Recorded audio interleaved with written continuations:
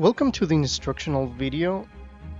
This time we're going to talk about buildings, stock exchange, and a couple of other interesting stuff here.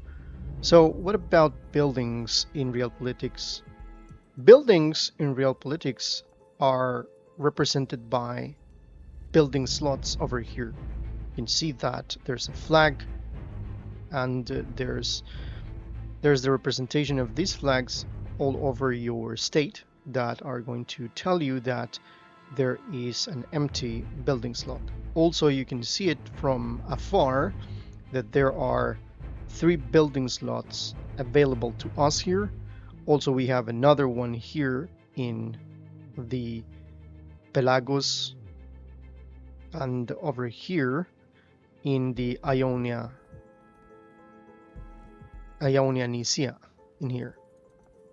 So the places that are already with something, you're going to see them, like for example the capital is always going to be with a parliament, and over here in the Thermaic Gulf we can see a shipyard.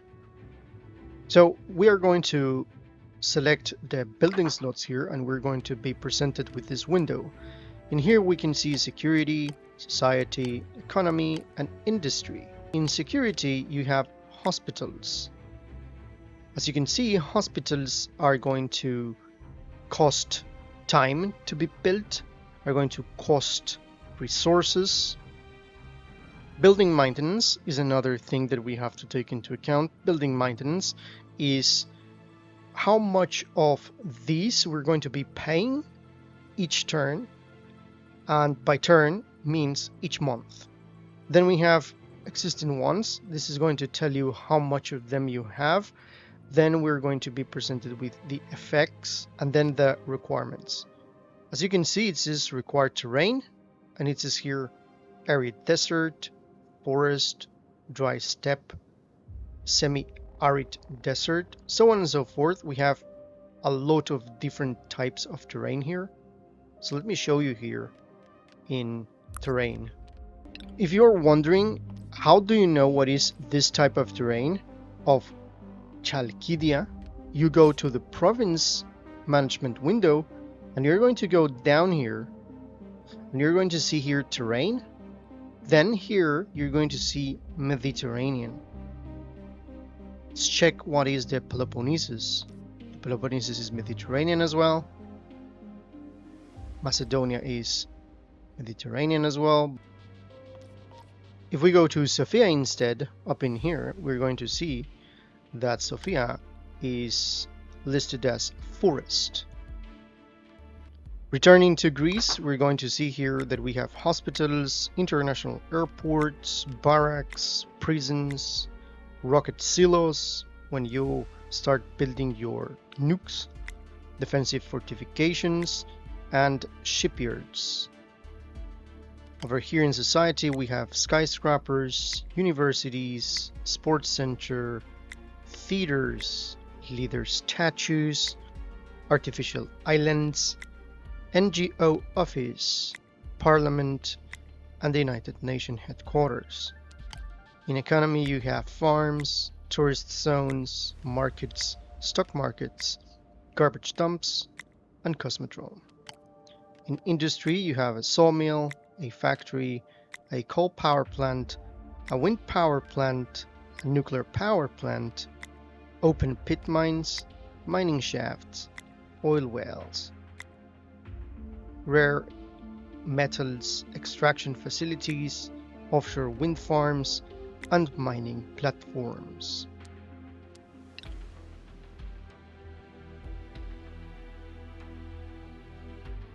Over here you can see a port here, right? If you click here, you're going to see a window. This is a trading point. Now let's talk about trading points and what are the important things to take into account when we see this part of the game that is very, very seldom exposed. So these are the 3 countries that will share the Bosphorus trading point. down in this window, it says effects. It has an amount of through 10% to 33%, 33% to 66%, and 66% to 100%, depending on this number. So for example, Greece, which is our country here, it has 27.78% of this trade point. So what this means is that it's going to get revenues from this number down here, and it is even shown in green, as you can see. What are the country effects that this gives to us? It gives a GDP growth of 0.01% and an Army AP maintenance cost of -3%. There are no additional effects on provinces. However, we have here Turkey, which is in orange. This color orange means that this is the main trade point province owner. So this means that this Bosphorus trading point is located in Turkey. The thing is that countries that are the main trade province owners can issue embargoes to other countries that are participating in this trading point. If you are a country that is orange and can embargo others, and you embargo that country, this means that that country will be deprived of the benefits of this trade point. But that also means that that country has a casus belli against you. So now let's talk about the stock market. So the stock market, you can see you can build a stock market here in economy. You're going to find the so-called stock market, a financial institution based on its type controls and regulates the exchange of bonds, shares, or goods. This is what is going to cost you. There is a building maintenance cost just about money and action points, and you can see that the effects are going to be increasing the HDI, so on and so forth. In United States, you begin with a stock market in Connecticut. You can rename your stock market, which is this one. You can close the market, and you can change the index type if you are the owner. So you can say, for example, that you want to be a share market, a market specialized in exchange of bonds and company shares. You can say that you want to be a foreign exchange, specialized in exchange of world currencies, trade market, exchange of goods and services, or real estate market, a market of immovable properties such as buildings and lands. This is going to be the cost of each of those. You can see that the costs are not something cheap, and they are going to use pretty very high amount of resources as well. We're going to move on to the economy tab here, and we're going to go to the stock market. In here we can see that the monthly money income from our stock market is pretty high, and this is the amount of money that we possess. Over here we can see our stock market. This is the stock index, and we can see where is located, which country, and then we can see that the index cannot be changed unless you're the owner. You can buy and sell from those, but for example, if you want to buy shares in the Japan exchange, you go here and you start buying shares from the Japan exchange. So basically, as you can see with stock markets, you can clearly boost your economy considerably. Let's move on to another topic. If you go to non-governmental organizations, here you can see a research tree in which you are going to be able to start creating non-governmental organizations. In this window, you can see that its description says that sets up the basic law framework to organize the existence of NGOs. This project cannot be deactivated after implementation. So it's going to cost a lot of money and quite a substantial amount of action points. So we're going to confirm. Okay, so the NGO support has been implemented. It's time to get ourselves with this thing. So with this ready, we're going to locate ourselves in a province that we would like to create the NGO. Now, NGOs work a little bit different from other buildings, and you will get a little bit confused if you click the building slot and you go straight to society and you select the NGO office. You would see here that the build button is going to be grayed out. So this is not a bug. It's simply that you place the NGOs in a different way. First, you have to choose which of the three you want to place in the province. And you do it by actions. So you do the province actions as we already know. And then you go to NGO. NGO is going to be now possible to be selected. And here you select which of these three you want to place here in Pennsylvania. We're going to place You Matter here, and you're going to be presented with a normal window with the description, costs, time, so on and so forth. So you confirm and you're going to get the NGO building here. So it's going to be immediate. So you have to think very, very good about this, because when you click the NGO office, you can only ban it. You cannot demolish. And for example, if you would select New York in this case and you would like to create another NGO, well, let me tell you that because it's the same province, you're not going to be able to create another. So another thing that you have to take into account is that, for example, we have already here 3 types of NGO, right? We researched the 3 of them, and you cannot duplicate this one. For example, here in Ohio, we can assume that we can go to the NGO, and the one that we created here is not listed here because we can only create one unique HQ for a specific NGO. So here we have left Copacabana and Gold Post, so we're going to do this one. Then you see that is going to be applied directly. I'm going to zoom in and you're going to see the NGO here. And then you're going to be able to click here and do the tasks here. For example, you have different tasks here and you can select NGO task price delight, so on and so forth. That's the case of this NGO office here, the one that we selected, which is a Gold Rush. In this case, for Pennsylvania, we have the Only You Matter, and here you can see that you are getting HDI +5 and target person. These are the effects, of course, and then you have new investments and military investments. Here is going to tell you what is going to happen. So you're going to be open to different types of events that are going to appear representing those NGOs. In Kentucky, we're going to build the last NGO, which is the Copacabana.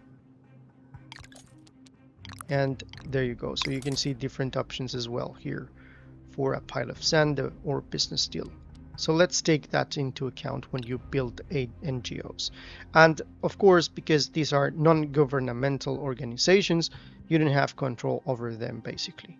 So they are going to be there forever unless you lose the actual province. Now let's talk about the UN. Here you have the United Nations headquarters. So basically you can access it through here as well. United Nations window here is going to show you the countries that are on the actual council and the banned countries, unrecognized countries. You can click here and you can see which are the unrecognized countries of the world. And then you can do resolutions here. And for example, this is the active resolution that is happening right now. So you can see who is the proposer, who are the targets, and what are the effects. Military intervention will grant members of the United Nations a casus belli against a single target. Then you can go for nuclear reduction. You can propose this. You can do anti-authoritarian cooperation, so on and so forth. You can see that there's a lot of options here. If we do anti-authoritarian cooperation, this means that we are going to introduce universal tariffs on products and services coming from authoritarian countries. This is the fact that you're going to vote for. So then you hit play, and all the countries that are going to be willing to go for this resolution are going to appear here, and then the countries that are against are going to appear here. It's pretty self-explanatory. So then you have a support of 75% for the remaining days, and this means that evidently, because of most of the countries that are part of the actual Security Council are willing to vote for this resolution, the resolution at the end of the timer here is going to be active. So UN is a pretty nice and a pretty fun way to play this game, but take into account that just countries that are part of the council are going to be available for that situation. Finally, just to add a bonus here, we're going to put here trade resources. Trade resources, you can access it through the management window.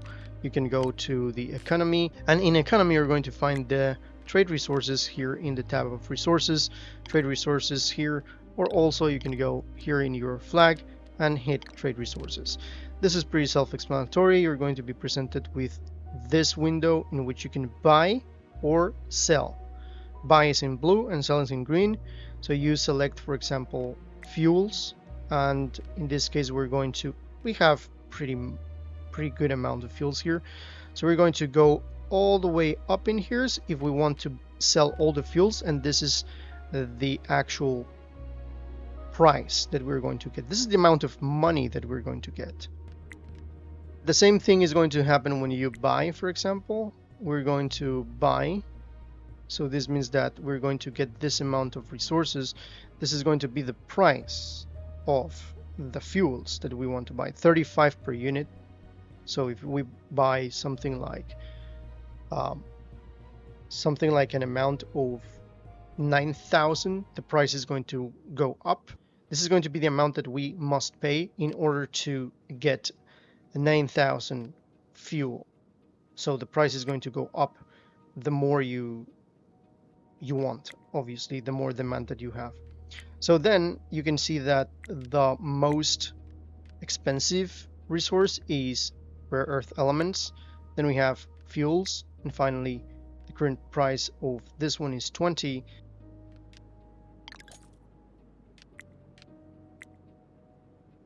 So another thing to take into account is that when you deplete the resource amount by buying, you are not going to be able to buy more.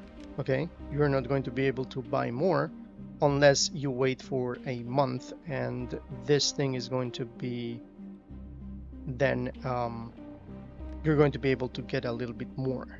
So you can see that there is a factor over here in which says that large scale transaction is going to be added 39 to the price of 20, which is the last transaction that we did, which was a very high amount.